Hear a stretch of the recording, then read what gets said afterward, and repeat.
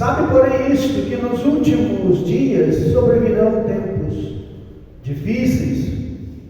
Os homens serão egoístas, avarentos, jactanciosos, arrogantes, blasfemadores, desobedientes aos pais, ingratos, irreverentes, desafeiçoados, implacáveis, caluniadores, sem domínio de si, cruéis, inimigos do bem, traidores, atrevidos, infatuados, mas amigos de prazer e amigos de Deus, tendo forma de piedade, negando-lhe, entretanto, o poder, foge também destes. Agora o versículo 12. Ora, todos quanto querem viver piedosamente em Cristo Jesus serão perseguidos. Senhor nosso Deus, falai conosco, derrama teu Espírito Santo sobre nós, sobre a tua igreja. Venha nos ensinar, nos exortar com essa palavra que acabamos de ler. Ensinamentos preciosos do apóstolo. Fala conosco nessa noite em nome de Jesus. Sentai-vos, irmãos. Pega em Provérbios 14, 13. É um versículo pequeno que traz uma reflexão muito grande. Até no riso tem dor no coração. E o fim da alegria é tristeza. Irmãos, esse texto de 2 Timóteo 3 é um texto muito conhecido. E nós sabemos que Paulo estava profetizando uma época difícil que a igreja ia passar. Tempos que a igreja ia viver, tempos que a igreja está vivendo agora. O que estamos vivendo hoje? Paulo profetizou muitos e muitos tempos atrás. Parece que as igrejas estão tendo um avivamento, igrejas lotadas, mas o altar cedeu lugar ao palco. O pastor, o homem de Deus, cedeu lugar ao culto. Agora não é ministração, é palestra. As igrejas estão cercadas de aparato tecnológico que os cantores do mundo têm. Jogo de luz nós não temos, mas a maioria das igrejas tem jogo de luz, né, para destacar o pregador, destacar canhão de fumaça, tantas coisas. Para quê? Para substituir a palavra e atrair as pessoas. Eu não quero que você esteja atraído aqui para a igreja para continuar do mesmo jeito. Não, você pode fazer pegar o caminho de volta e vai para o mundo. Vai se drogar, prostituir, fazer o que a carne quer. Pelo final você vai para o inferno mesmo. Ah, pastor, e eu na igreja? Se não tiver compromisso, vai para o inferno também. Paulo disse assim: olha, nós estamos vendo tempos difíceis. Olha 1 Timóteo 6, 7, 8. Tempos mas tão difíceis, que eu preciso colocar em prática o que Paulo diz a Timóteo. Eu já falei que na Bíblia de muitas pessoas esse versículo ficou ensinado. 1 Timóteo 6, 7 e 8. Nada trazemos para esse mundo. Amém? 1 Timóteo. E manifesto é que nada podemos levar. Tendo, porém, sustento e com que nos cobrimos, sejamos com isso contentes. Alguém disse que nossa vida é tão frívola, nossa vida é tão, nós não podemos se apegar tanto aos bens materiais, porque no último dia, quando você deixar esse mundo, até a roupa que você vai usar não é você que vai escolher. O seu caixão você vai precisar de 4 para carregar. Então nós temos que aprender que os tempos que nós vivemos são difíceis. E eu preciso agradecer pelo que eu já conquistei. Eu falei que esses dias, e vou tornar a repetir, que na sua Bíblia tinha que ter pregado aqui na capa os milagres que Deus já fez por você. E aquilo que você tem. Eu tenho uma casa, eu tenho casa, eu tenho casa para morar, cama para dormir, eu tenho alimento, eu tenho pessoal. Então você começar a agradecer pelo que você tem, vai te deixar espiritualmente melhor para agradecer pelas coisas mínimas da vida. Que nós estamos querendo viver numa época em que a teologia da prosperidade fala que é só você determinar e Deus vai te dar. Você aceitou Jesus, você é filho de Deus, e Deus tem que te abençoar, Deus não tem que fazer nada por você. E nem para mim ele já não deixou a fé. Romanos 13, verso 3, Deus repartiu a cada um fé. Agora pega essa fé que Deus te deu e usa ela. Falei que, se não me engano, ontem ou quinta, que a nossa fé, ela é afiada. A língua que afia a nossa fé é a palavra de Deus. É a oração, é a comunhão com o Senhor. E ler a Bíblia é insubstituível. Orar é insubstituível. O Paulo diz aqui em Timóteo, 1 e 2 Timóteo 3, porque haverá tempos difíceis. Os homens serão egoístas, avarentos. O que é avareza? Avareza é aquela pessoa que é obcecada por adquirir e acumular dinheiro. É a pessoa que é sovina, essa é a definição do dicionário. Quem não é generoso é a pessoa avarenta, que ele não tem uma oferta, ele não tem gratidão, ele não sabe dar a mão para alguém. Ele vem à igreja e não traz uma oferta, ele vem à casa de Deus, ele acha que Deus está devendo para ele. Não, Deus não me deve nada. Eu não posso ser avarento. Preocupação em ganhar. Observe a vida de Steve Jobs, criador da Apple, e algumas empresas de fazer filmes. Mas o mais dele é a Apple. O dinheiro dele não resolveu no final da vida. O seu dinheiro também pode ser que você acumule dinheiro e você não vai desfrutar dele, outra pessoa vai desfrutar. Então agradeça pelo que você tem. Pare de só pensar em querer ganhar. Pastor, só quer que nós não prosperamos? Claro que eu quero que você prospere. Ora para que você seja próspero, ora para que você seja abençoado todo dia. Mas para isso, irmãos, eu quero também que você dê valor às bênçãos que Deus te dá. Eu quero que você saiba agradecer. O povo de Israel era um povo tão ingrato lá no deserto. Eu falei que essa semana passada ficou 40 anos no deserto. Não tinha que trabalhar, não tinha que plantar nem colher. Era só levantar de manhã, de madrugada, antes do sol nascer, pegar o maná, depois se alimentar daquele maná que era o pão do céu, que representava Cristo, e eles alimentavam daquele pão, e eles ficavam ouvindo os ensinamentos de Moisés, os ensinamentos de Arão. Era só ter comunhão com Deus, e mesmo assim o povo reclamou e queria voltar para o Egito. Aqui na igreja não está bom, não estou sendo abençoado, eu vou para o mundo. José foi lá para o Egito, não foi? Mas o Egito não entrou dentro dele. A diferença. Daniel entrou na Babilônia, mas a Babilônia não entrou dentro dele. Por que eu falo isso? Porque o homem continuou fiel. Ele foi para a cova dos leões, o Senhor o protegeu. Sadraque, Mesaque e Abednego foi para a cova dos leões. Lá nem sabe nem a fumaça pegou aqueles homens. Por quê? Porque eles foram para a Babilônia, mas a Babilônia não entrou neles. Foram obrigados a ir para aquele lugar. Tem muitos irmãos que estão na igreja, mas não estão cumprindo 1 João 2,15 que nós vemos aqui ontem com os jovens. Infelizmente. E tem também pessoas soberbas, pessoas que se acham superiores.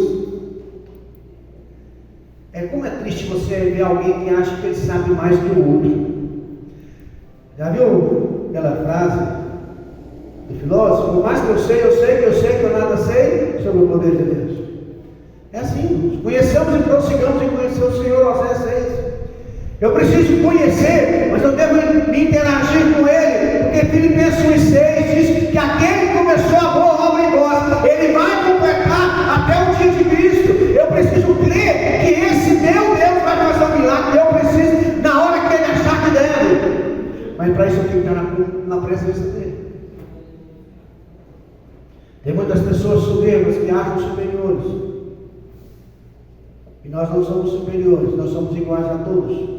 Não importa a cor da sua pele, por baixo da pele é a mesma coisa. Não tem diferença nenhuma. Você precisa se alimentar, dormir e estreitar como todo mundo. Não temos diferença. O que difere? Umas poucas coisas que não têm tanto valor. Paulo diz aqui: tendo que comer, o que vestir, sejamos satisfeitos. Passe a agradecer pelo que você tem. Paulo diz também em Timóteo 3,2: olha só, pois os homens serão egoístas, avarentos, jactanciosos, arrogantes, blasfemadores, desobedientes aos pais, ingratos, irreverentes. Isso é um grande mal nos últimos tempos. Um grande mal nos últimos tempos. Pessoas que dizem: Deus está me abençoando, não é mais do que obrigação. Eu estou servindo a Ele, Ele tem que me abençoar. Entenda uma coisa: nós não merecíamos nada. Repita: eu não merecia nada. A Bíblia diz lá em Romanos 6, 5, 7: dificilmente alguém morreria pelo justo. Pode ser que pela pessoa boa alguém ouse morrer, vírgula. Mas Deus prova o seu amor para conosco, pelo fato de Cristo ter morrido por nós, sendo nós ainda pecadores. Jesus deu a vida por você, você era pecador. Cristo, Ele quer te abençoar, mas tem hora que Ele fala: meu servo, não tem como eu te abençoar. Porque as vossas iniquidades estão fazendo separação entre você e o seu Deus. Isaías 59:2. Então não dá para mim te abençoar, eu quero fazer um milagre. Mas para mim fazer milagre, eu preciso usar a Constituição do céu, que é a Bíblia. Aqui no Brasil já não se respeita mais a Constituição Federal, promulgada em 1978 pelo Dr. Ulisses Guimarães, que era o presidente da Assembleia Nacional Constituinte. Nós estamos respeitando o direito das pessoas de ir e vir. Nós estamos respeitando o direito das pessoas de livre expressão. Tem muito pastor que estão sendo processado, muitos padres sendo processados, porque emitiu uma determinada opinião que foi contra o sistema. Mas a Bíblia não. Se você quer ser abençoado, o caminho é estar de acordo com a palavra do Senhor. Não tem outro meio. Lembra quando Jesus foi questionado? Falou assim: eu não vim para revogar, eu vim para cumprir. Ele veio para cumprir a palavra e não para mudar ela. As pessoas estão sem afeto natural, não se apegam a nada. Irmãos, é triste ver famílias em que os filhos não respeitam os pais mais. Aquele velho costume tomar a bênção do pai e da mãe dos mais velhos está acabando. Se na sua casa ainda tem isso, dá glória a Deus. Estão sem afeto natural, não amam, ninguém ama ninguém mais. Estamos ligados aos interesses pessoais, aquilo que me agrada. São pessoas irreconciliáveis, diz Paulo. Não tem como uma pessoa mudar, irmãos. Ela mudar, se não reconhecer que está errado. Como é que eu quero que Deus me abençoe se eu não reconheço que eu sou pecador? Se eu não reconheço que eu estou agindo errado? Se eu não vou orar: Senhor, o Senhor quer que eu faça isso ou não? A gente vai fazer os negócios, vai lá e faz o negócio, depois pede a bênção para Deus. Traz a chave para ungir, para orar, no carro, na casa, na moto. O correto é você fazer uma campanha de oração diante do Senhor. O Senhor quer que eu faça isso? O Senhor quer que eu faça aquilo? Porque Tiago já foi bem claro nisso. Se o Senhor permitir, e se Ele nos abençoar, faremos isso ou aquilo. É se Ele quiser. Porque agora você é cidadão do céu. Não tem como uma pessoa mudar se não aceitar que está errada. A sua mudança começa com o seu arrependimento. O que é arrependimento, irmão? Literalmente, a etimologia da palavra é mudança de atitude, é reconhecer. Arrependimento é mudança. É mudança. Se reconciliar exige aceitar que você falhou. Semana eu citei aqui para os jovens, vou citar de novo. Eu vi um palestrante, um estudioso da área, falou assim: olha, perguntou na sala: a gente vai à escola para estudar, todo mundo fala, vou para a escola para estudar, né? E é mentira, você não vai na escola para estudar. Ninguém nunca foi na escola para estudar. Eu também pensava que era.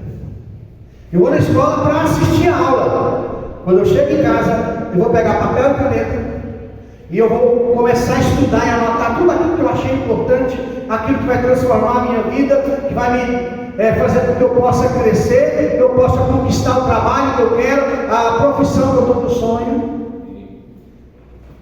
Como é que você quer ser abençoado se você não está lendo a Bíblia, se você não está orando, não está buscando? São pessoas que não reconhecem o seu erro.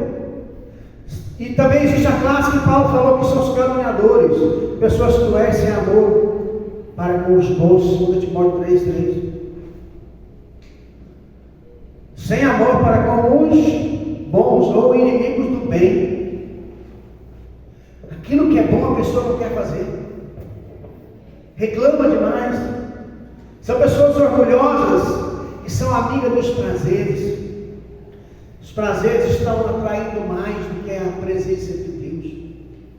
Estão atraindo mais do que Deus, por assim dizer.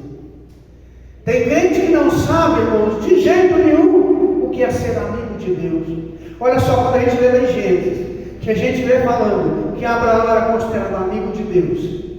Quando Deus ia destruir Sodoma e Gomorra, Deus lembrou, não tem lá meu amigo Abraão. Ele tem um sobrinho lá chamado Ló, e toda a sua família está morando lá em Sodoma e Gomorra. E eu vou destruir aquela cidade, porque o seu pecado chegou até mim. O que Deus fala? Eu vou lá avisar meu amigo. Abraão era amigo de Deus, irmãos.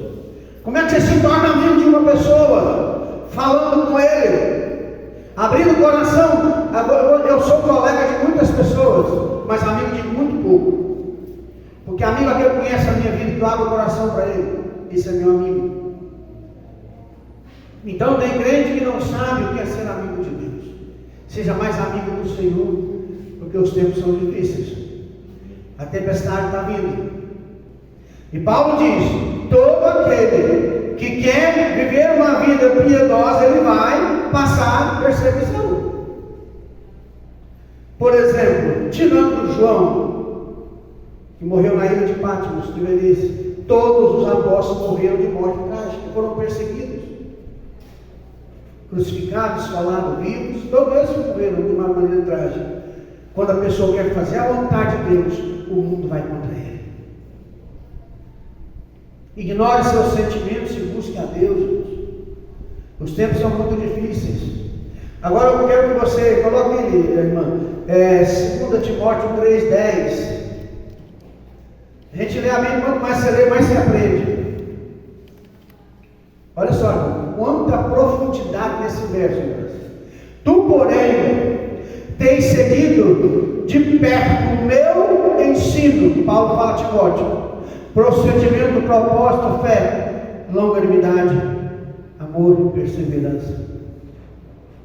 Amém? Tu tens seguido de perto o meu ensinamento. Proceder, propósito, fé.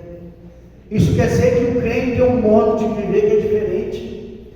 Nós temos um modo de vida diferente de todo mundo. Nós não podemos viver como as demais pessoas estão vivendo. Viver em prol do aqui e agora. Não podemos nos preocupar, achar que o dinheiro é mais importante do que os bens, porque você tem que entender uma coisa: antes de você saber que você tem alguma coisa, você precisa entender que você é alguma coisa diante de Deus.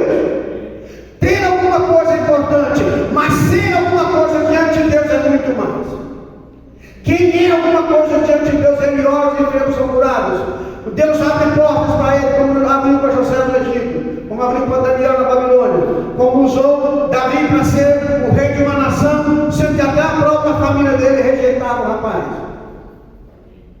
Nós temos que saber que Deus trabalha com aqueles que o amam. Tem um modo de vida diferente do crente. Nós não podemos nos preocupar com esse mundo. Se eu for olhar para esse mundo, irmãos, não vai dar certo. Você pode ler o Salmo 73, ao que chegar em casa, você vai ver. O Salmo diz: Senhor, pouco me faltou para que eu desviasse os meus passos, porque eu estava olhando tanto o ímpio que eu passei a invejar a prosperidade do ímpio. Toma cuidado. Paulo diz: olha, Timóteo, você está seguindo a minha doutrina. crer no único Deus, defender a fé em Cristo Jesus, falar do amor de Deus, fazer de tudo para estar em comunhão com os irmãos. Tem uma doutrina que você tem que se apegar a ela, é a doutrina da palavra do Senhor. Nós temos um único e verdadeiro Deus da vida eterna, que se fez homem, que desceu aqui, morreu na cruz para que possamos ser salvos. Ele deu a vida para que nós pudéssemos ter vida.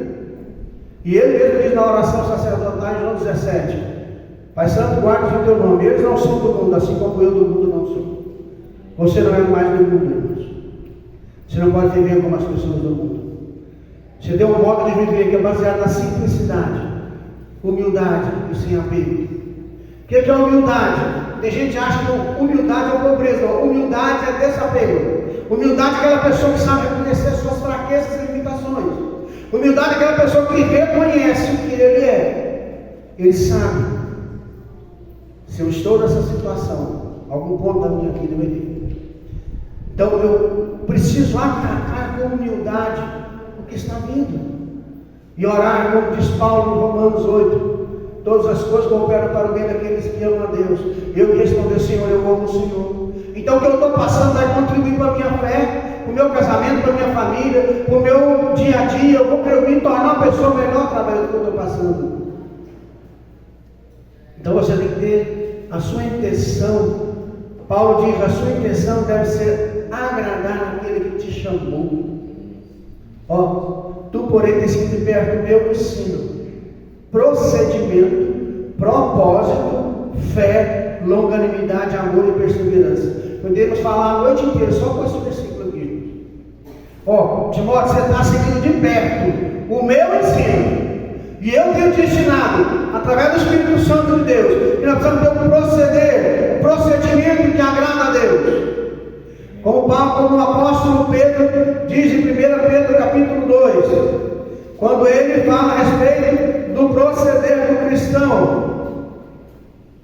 1 Pedro 2,12: mantendo o vosso exemplar, o vosso procedimento, no meio dos gentios, daqueles que não creem em Deus, né? Para que naquilo que falam mal de vós, como malfeitores, observando as vossas boas obras, vai glorificar a Deus onde dá a visitação. O seu proceder lá no mundo, as pessoas têm que falar bem de você. Você não é aquela pessoa que vive a reclamar. Lá no seu trabalho você faz com prazer o que o patrão te manda, o que o encarregado está te mandando. Mesmo que você não concorde, você acaba fazendo, porque você está demonstrando a atitude cristã ali. Então cuidado com a sua intenção. A sua intenção tem que se agradar àquele que te chamou. A vontade de Deus é que todos sejam salvos. Para isso, que todo mundo seja salvo, eu tenho que falar do amor de Deus com os meus amigos, meus parentes, meus colegas. E eu preciso entender, quando eu abro a boca para pregar, não sou eu que convenço. O homem do pecado do juízo. Quem convence? O Senhor. Deus falou a Zorobabel: não é nem por força nem por violência, mas pelo meu Espírito, diz o Senhor. É Deus quem convence o homem do pecado, do erro e do juízo. Você só abre a boca, Deus fala através de você. Nunca deixe sua fé de lado. Cultive a sua fé, regando com muita oração e leitura bíblica. Ontem eu perguntei aqui para minha esposa, tem alguém aqui que entende? Mas assim, alface tem que aguar de manhã e de tarde, não é? No geral, alface é de manhã e de tarde, não é? Não é, irmão? Mas tem algum determinado tipo de planta que é uma vez por mês, de 15 em 15 dias. A famosa Leocuca também é por isso, agora estou muito em voga essa planta. Mas só, irmão, você não é planta do deserto, que fica 1 mês, 2 meses sem água. A água do cristão é a oração, a água do cristão é a leitura bíblica, a água que dá vida para você é quando você pega a Bíblia para orar, quando você ajoelha para falar com Deus, você está alimentando, falando com o Pai. Você precisa entender isso. Amole a sua fé, esteja com a sua fé bem afiada. Longanimidade, amor, paciência, qualidades que não podem faltar ao verdadeiro cristão. O que é ser longânimo? Ter paciência com o pecador, ter paciência com sua família, aqueles que não servem a Deus. Saber que você demorou para chegar no estado que está, então você vai ter paciência com o outro. Você vai demonstrar amor, você vai demonstrar paciência. Porque se não houver amor e paciência em nós, irmãos, como a gente pode ser seguidor de Cristo? Como é que podemos ser? O que Paulo diz lá em Filipenses 3,17. Sede também meus imitadores, irmão. Entende e cuidado. Segundo o exemplo que tende em nós.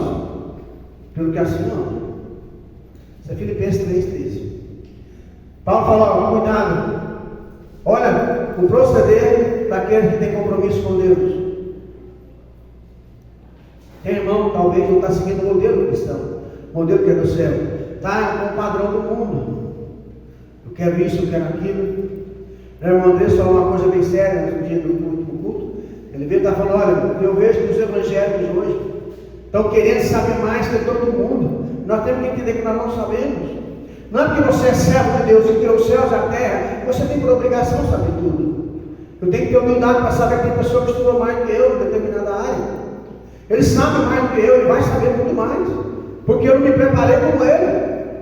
Eu posso ter uma noção, mas eu não sei como ele sabe. E isso se chama humildade. Então siga o padrão do céu e não do mundo. Esta é a igreja, você que serve a Deus. Se você quer entrar na glória um dia, não viva como as pessoas do mundo. Para que Paulo diz em Tito 2,7 que Tito 2,7 que o teu modo de agir, olha só, o teu modo de agir, que o teu em tudo te dá, por exemplo, de boas obras. Na doutrina mostra corrupção, gravidade, sinceridade. Que o teu modo de agir seja exemplar em tudo. Pegue aí e coloque no meio. Que o teu modo de agir seja exemplar em mim. Que o teu modo de agir tem que ser exemplar. É o mesmo texto? Não tem o que você está falando. Glória a Deus. Então, irmãos, o que eu preciso entender? Tempo difícil não chegando, é tempo de alegria e tristeza, não é? Você vai ter alegria? Muitas. Vai ter tristeza? Sim. Lá em Provérbios nós vemos. Fim da alegria, tristeza. Não dá para servir a Deus e não passar por perseguição. Não dá. Não dá para começar a orar e buscar a Deus e não esperar que o diabo se levante contra nós, irmão. Quando você começa a orar, se você ainda não leu, quem sabe o dia você vai ter oportunidade, tem um livro chamado Esse Mundo Tenebroso, em 427 páginas, se não me engano. E esse livro lá, o autor mostra em determinado momento que quando o pastor está orando, os irmãos estão orando, a glória de Deus começa a multiplicar na sua vida, e os demônios que estavam próximos ali vai tudo embora. Claro que é uma ilustração, mas quando você começa a orar, o diabo vai resistir, ele vai tentar tirar essa glória de você, porque ele sabe que essa glória é boa, ele estava lá, ele não quer perder. Não dá para começar a orar e achar que o diabo não vai fazer nada. Amém? Vamos ficar em pé. Estamos vivendo tempo difícil, não estamos? Está difícil até mesmo ser normal. Está difícil até ser normal. Quando me perguntam quantos anos de casado você tem, quando eu falo que vou fazer 35 anos de casado, as pessoas assustam. Está difícil até ser normal. Quem paga as suas contas e é honesto e é exaltado, mas não deveria. Se eu compro e pago, não é mais do que